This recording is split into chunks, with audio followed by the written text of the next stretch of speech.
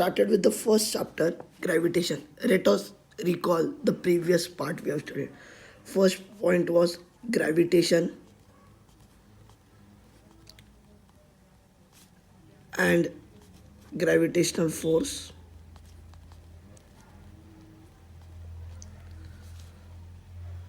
Any object which is attracted towards the earth is defined as gravitation. Force which is required to object or a body which is attracted towards the earth is known as your gravitational force. Second was force and motion. Push and pull of an object or a body is defined as force. The change of position of an object from one place to another, that is position one to another, is defined as motion. Third is circular motion and centripetal force. Any object which rotates clockwise or anti-clockwise, correct, that object is defined to have circular motion. Correct. Any force acting on a circular motion object acts tangentially and pulls object at the center. Correct. That is an example of an centripetal force. Now, earth, planet and sun, correct, moon, that all movements are held by Kepler's law. In today's lecture, let us study first Kepler's law, Newton's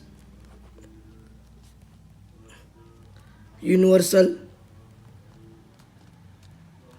law of gravitation, and second, uniform circular motion. Out of that, first one, Kepler's law.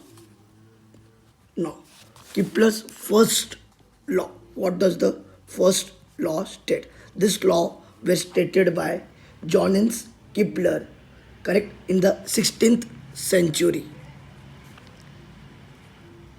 What did the first law state?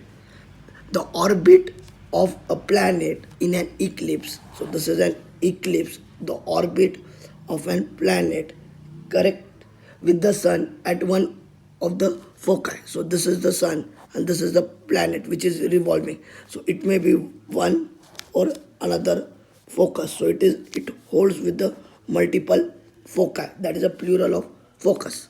Second law. The line joining the planet, that is sun, this is sun and this is a planet, correct, is the equal area in equal interval of time. So this area and this area are equal in all. So it holds with equal area in equal interval of time.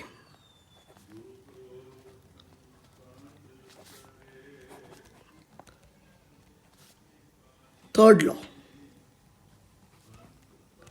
The square of the revolution, that is nothing but revolution, is defined as T, is proportional to the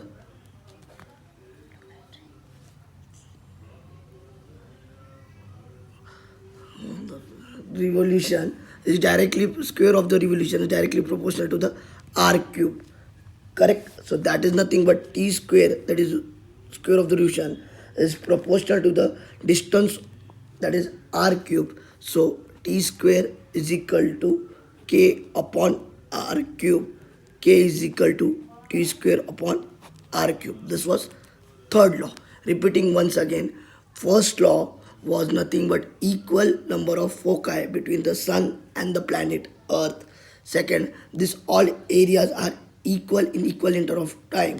And third, that is nothing but T square, that is number of revolution, is directly proportional to the distance, that is r cube, of a planet from the sun. That is T square directly proportional to r cube. So T square is equal to K r cube. K is equal to T square upon r cube.